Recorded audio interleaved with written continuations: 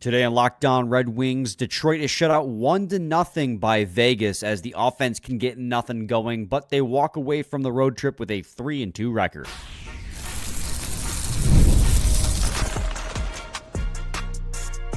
You're Locked On Red Wings, your daily podcast on the Detroit Red Wings, part of the Locked On Podcast Network, your team every day.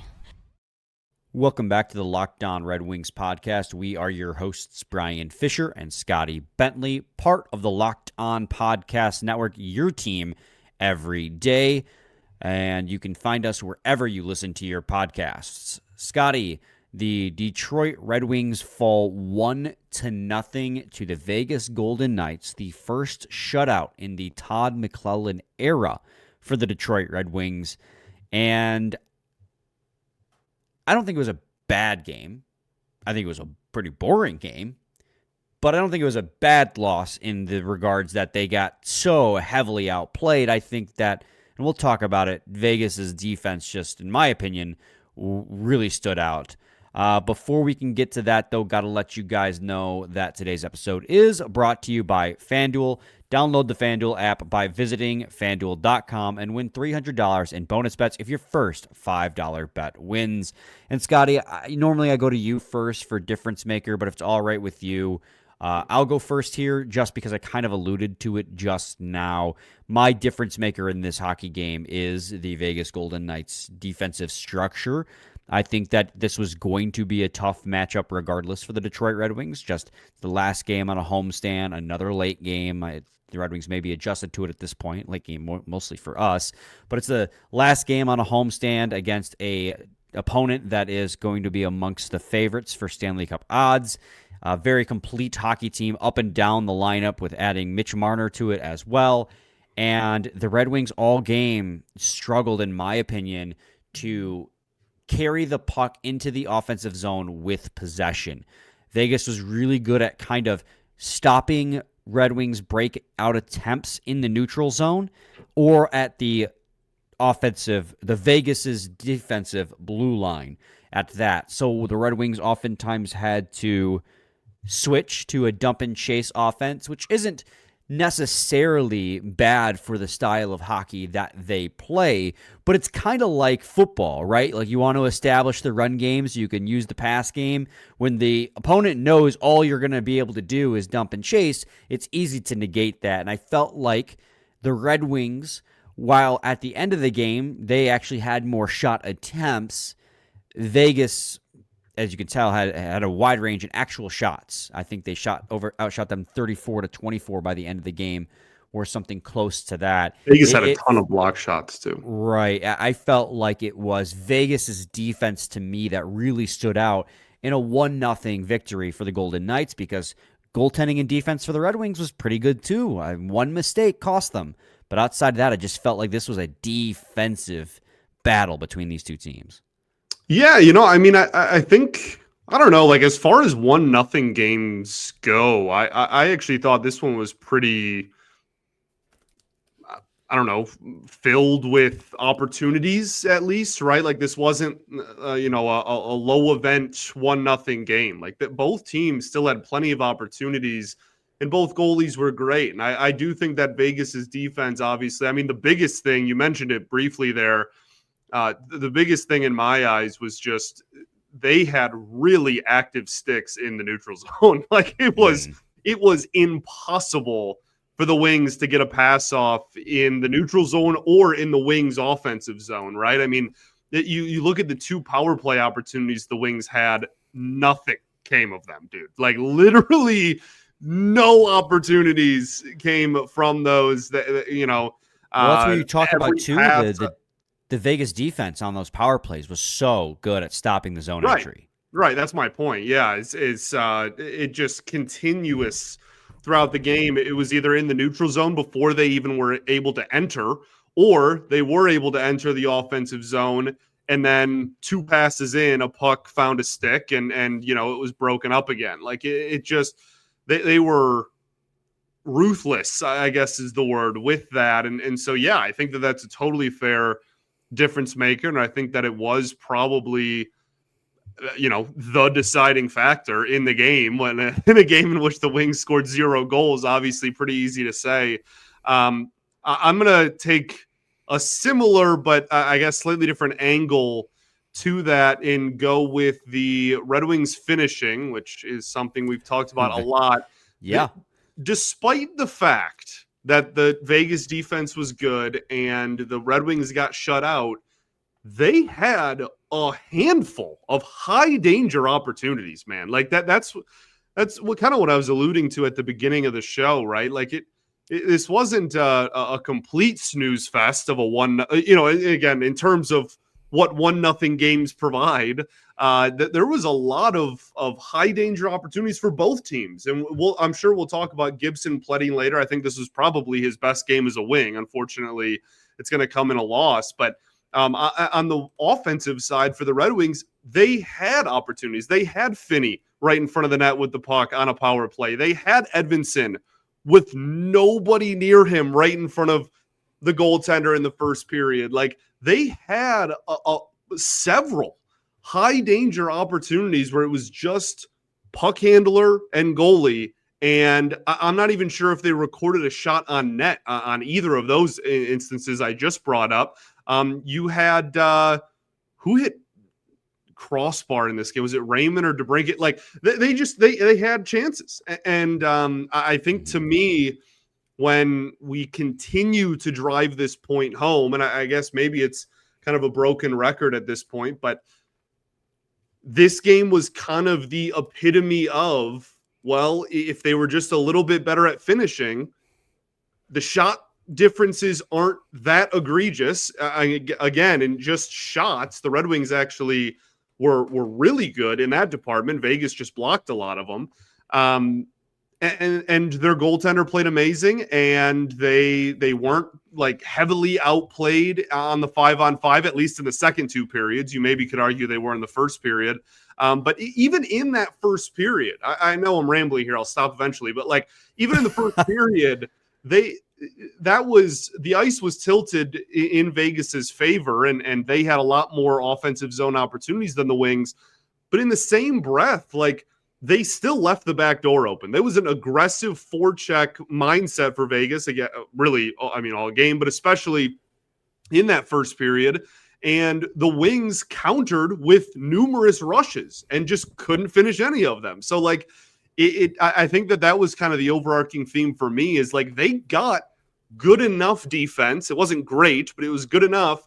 And they got stellar goaltending. And this game didn't go the way that they wanted it to because they couldn't put the puck in the back of the net with grade A opportunities like we've seen multiple times this year. Right, and that's going back to the conversation that we had yesterday, right? That's where you look and see that's something that will improve just over time to some degree. It might not become like the best finishing in the NHL, but just because of how that type of thing works out, like shooting percentages tend to regress back to the mean, either whether that be higher or lower, and the Red Wings will eventually start putting the puck back in the net if they keep putting themselves in those positions. You know, for instance, you had early in the second period, the Finney to Raymond to Larkin opportunity. You had the backdoor pass that Michael Rasmussen made to JVR. If JVR in that instance was just a right-handed shot, not a left-handed shot, that would have been buried. You had the DeBrincat chance early in the third period.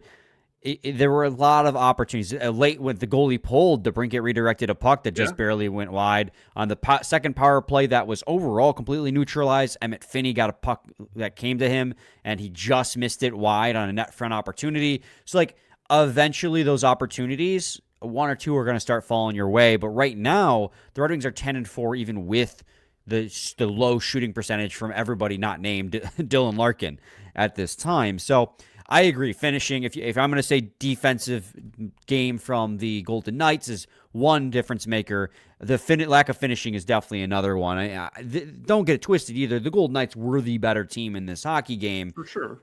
But I agree with you in that, like, it wasn't so bad that the Red Wings were dominated. Right. Like you were in it the whole game. It was a 1-goal game for at worst a 1-goal game for all 60 minutes. Like you had a chance to steal a point from one of the better teams in hockey, and and on the final game of your 5-game road trip. So yeah, I mean, this was not some horrific, oh my goodness, palms on your forehead performance. It's just like it was a competitive game for the entirety of it. But it's just one of those instances where you kind of see the glaring difference of like, okay, well, if DeBrincat's not scoring goals and Larkin's not scoring goals, who else is putting the puck in the back of the net and finishing grade A opportunities? And I think that's still a question mark. For sure. Scotty, let's head to a quick break. When we return, we'll talk about notable performers in this hockey game, so stay tuned to segment 2 of Locked On Red Wings.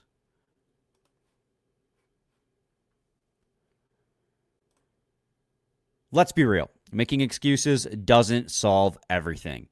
We've all heard these excuses before. It's just stress, I'm tired, or it happens to everyone sometimes. But when it comes to performance, sometimes your body just needs a little extra support. And that's where Rougiette comes in. Rougiette.com offers fast-acting, doctor-prescribed treatments for ED designed to help you stop making excuses and start making moves. Rougiette makes getting started easy. You just connect with a board-certified doctor 100% online, no awkward waiting rooms, and no in-person appointments. If prescribed, your treatment ships discreetly straight to your door. The process is fast, simple, and private, and it's all handled by real doctors. It's about confidence, connection, and getting back to the moments that matter. Visit Rougiette.com/LockedOnNHL to get 15% off your first order. That's RUGIET.com/LockedOnNHL. And don't forget to use code LockedOnNHL so they know we sent you. Rougiette, stop making excuses and start making moves. Segment 2, Locked On Red Wings podcast. I think, Scotty, when it comes to notable performers, no performer was more notable for the Detroit Red Wings in this game than John Gibson, who desperately needed a bounce-back performance after being less than stellar, let's say, against the Anaheim Ducks in his return to Anaheim back on Friday night. In this hockey game, Scotty, he makes 33 saves on 34 shots against for a .971 save percentage. His goals saved above expected in this game was 3.29, according to Evolving Hockey. So while I thought his rebound control was a little suspect at times. It's kind of funny, right? It's the glove. They did a whole segment. I was about to bring that up. Yeah, they did a whole segment about it. It literally did an entire intermission about it. It's not even necessarily rebounds off the pads. It's the fact that he literally can't catch a puck. It just bounces out of his glove. And he likes it like that, which is odd. But hey, to each their own. I don't know why they don't ask me these things. I don't like that. So I mean, I guess we'll see. But this, regardless, like this was kind of a vintage Gibson performance, which is what we're hoping to see many more of throughout this season. Hopefully the first of many. But yeah, finally, and not that he's been like terrible or anything, but this was kind of the first time that you go, okay, like that's what we traded for. That's what you gave up, legitimate assets to bring in. 100%. Akira Schmid was also very good for the Vegas Golden Knights. Didn't face a lot of action, but made big saves when he was called upon. Second time in his career, he's had a shutout. So not a great look for the Red Wings in that regard, but these things happen. Red Wings are still 10-4, and they played a decent hockey game at the end of a road trip, not sounding any alarm bells yet. But I want to give credit where credit's due. He had a goal saved above expected also of 1.96. So he gets the win, even though Gibson faced more shots and made more saves. Scotty, who do you got for notable performers? John Gibson again. Double down. I mean, in a game in which you get shut out, like I feel like that's kind of the peak. I do think that DeBrincat just had a classic 2025 DeBrincat game where like he had like 6 or 7 shots on net, 0 goals, obviously 0 points, obviously six I think is what that was. I'm not sure what on earth. Yeah, great.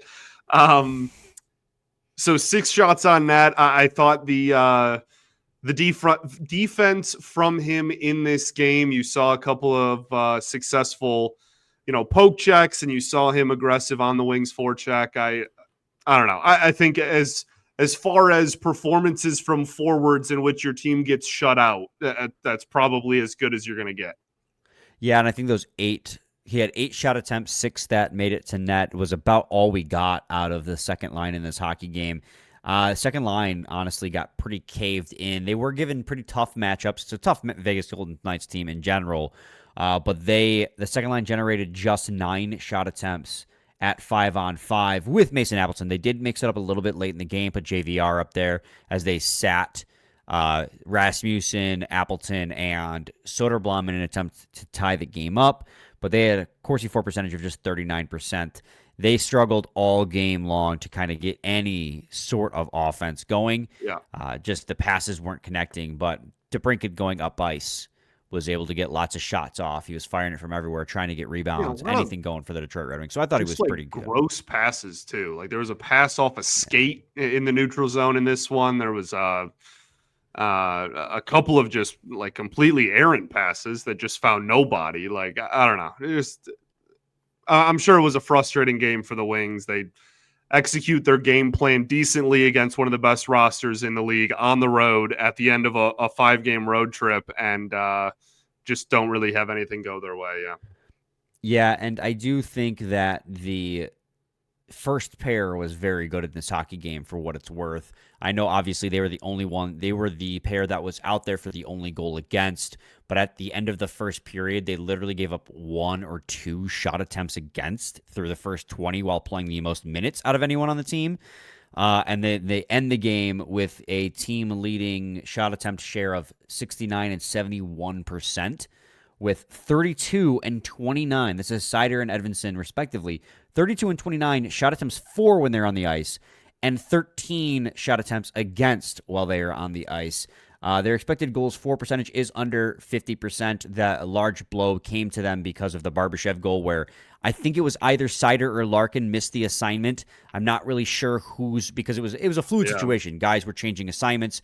People were moving around. It was a pass that got blocked. It was kind of a scrambly situation. I'm not sure if Larkin or Seider should have had Barbashev in that situation that led to the goal against, but that was a .25 expected goal on its own, that shot by Barbashev, and that really hurt their expected goals share. But they also started the game, Scotty, with 14 defensive zone faceoffs in this hockey game, and that led the Detroit Red Wings. So a 14 defensive zone faceoffs for Seider and Edvinsson, yet they led the team in shot attempt share. Kind of speaks to their dominance, especially as Seider led the Red Wings with 27 minutes in ice time in this one.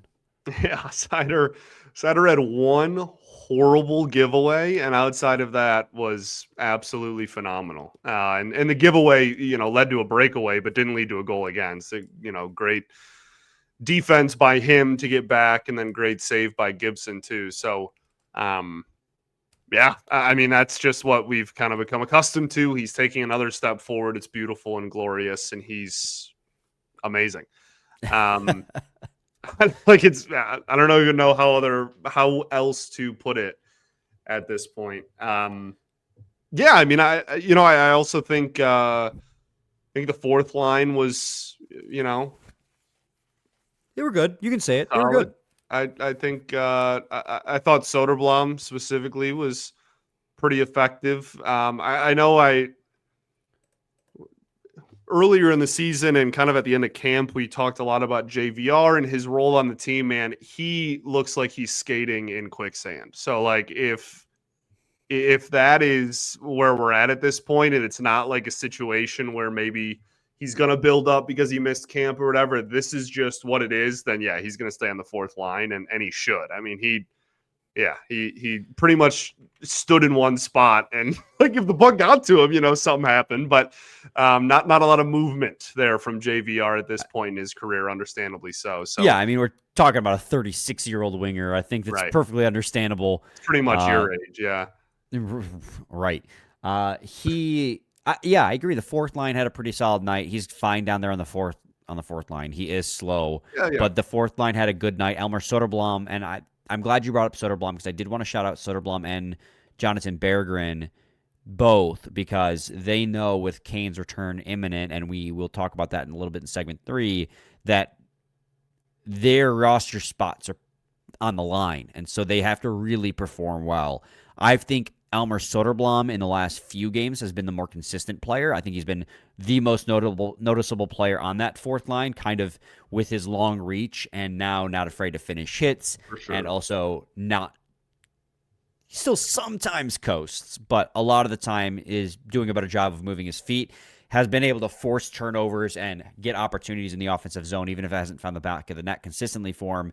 And I got to give credit to Berggren, too, because, McClellan talked about it in the preseason. It's like and he didn't say Berggren's name specifically, but he was asked kind of about Berggren and how some players, like, they go live all their life being the best players on their team, and they get to the NHL and realize not everybody can be that player, so they have to adapt if they want to survive. And I think Berggren is very visibly trying to adapt. I see him engaging on a lot more board battles and winning board battles as well. I counted at least 3 board battle wins for Berggren alone in the offensive zone in this hockey game, and I give him mad props because he knows that if he wants to be in the lineup, he's got to be able to add elements to his game, and he's trying.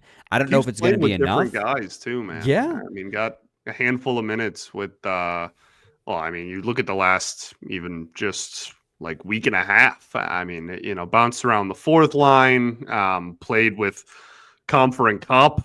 I mean, just kind of been bouncing around, and it continues to I think look pretty good. Yep, so I give him credit where credit is due for sure. Let's head to another quick break, and when we return, we will finish up our conversation on this game, as well talk a little bit about Patty Kane. Stay tuned to segment 3, Locked on Red Wings. The NBA is back, and there's no better place to get in on the action than FanDuel, the official sports betting partner of the NBA. Even if you missed the start of the game or want to ride the hot hand, FanDuel has live bets on everything from who will score next to fourth quarter comebacks. Plus, you can even combine your live bets into a same-game parlay for a shot at a bigger payout. It keeps every game exciting, especially when your team's making that late push. Right now, FanDuel is giving new customers $300 in bonus bets when your first $5 bet wins. So head to FanDuel.com to sign up and play your game with FanDuel, the official sports betting partner of the NBA.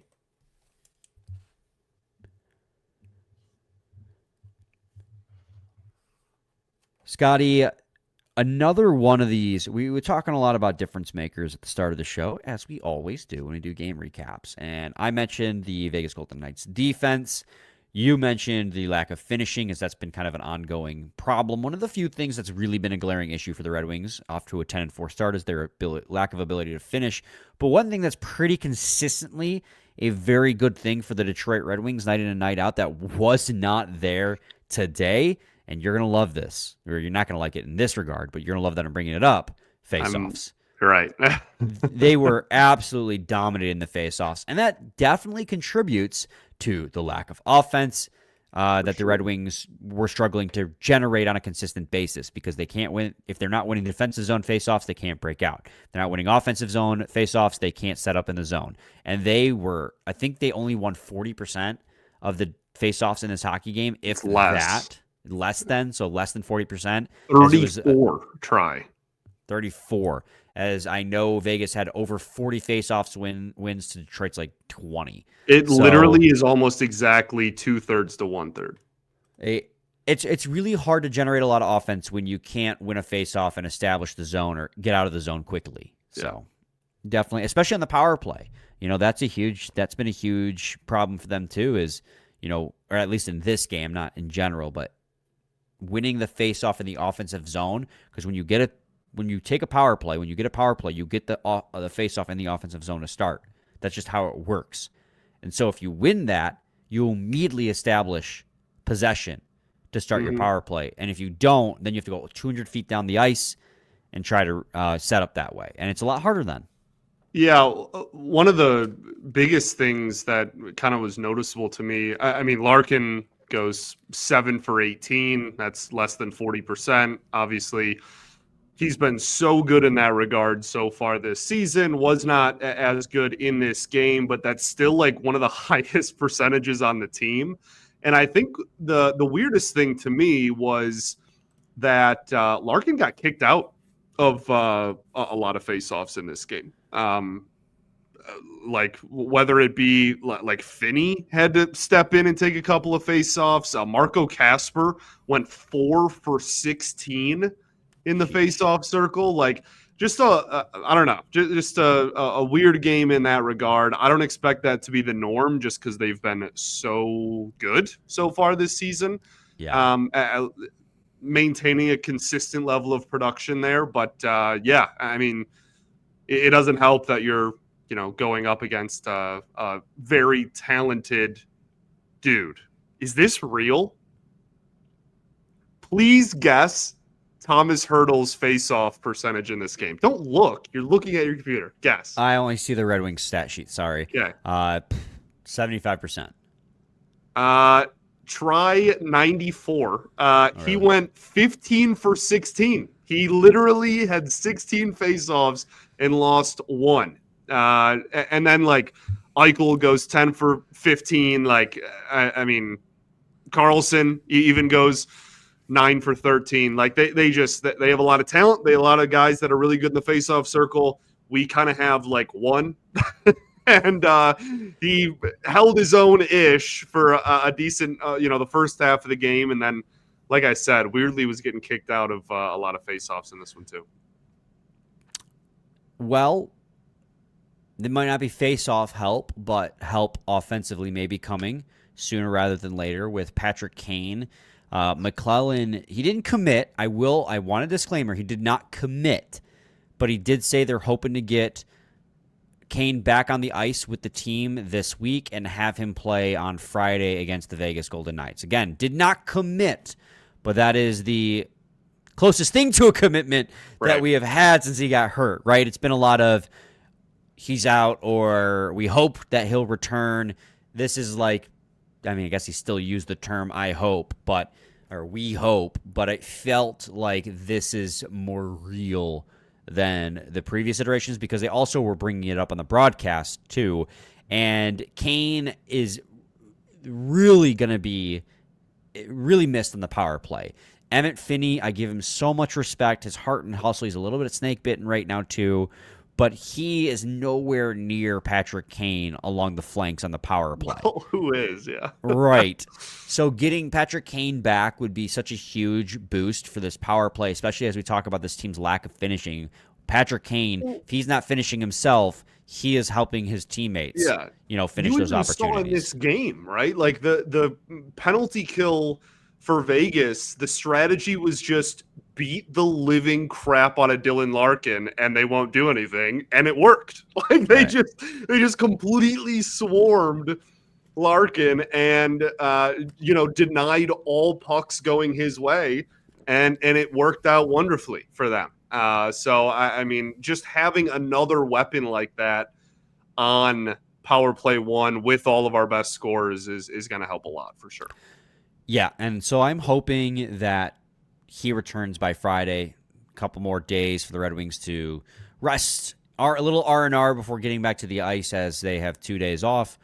Scotty, do you got anything else to add to the episode? I don't think so, man. I want to kind of talk about the road trip as a whole tomorrow, so we can kind of bank that for them. We'll focus on just the game today, and then 6 points out of 10 on the road trip. Is that based on what we wanted going into it? Is that up to snuff, if you will? But that's pretty much it on this game. I mean, it wasn't like super discouraging or super terrible to watch or anything. It just you weren't able to finish the few opportunities you did have, and you didn't have a ton of opportunities to begin with. But they still held their own. So hopefully some momentum going back home despite that. What else can I ramble on with? We ball? Well, I have a question. So I was going to say here, if the Red Wings had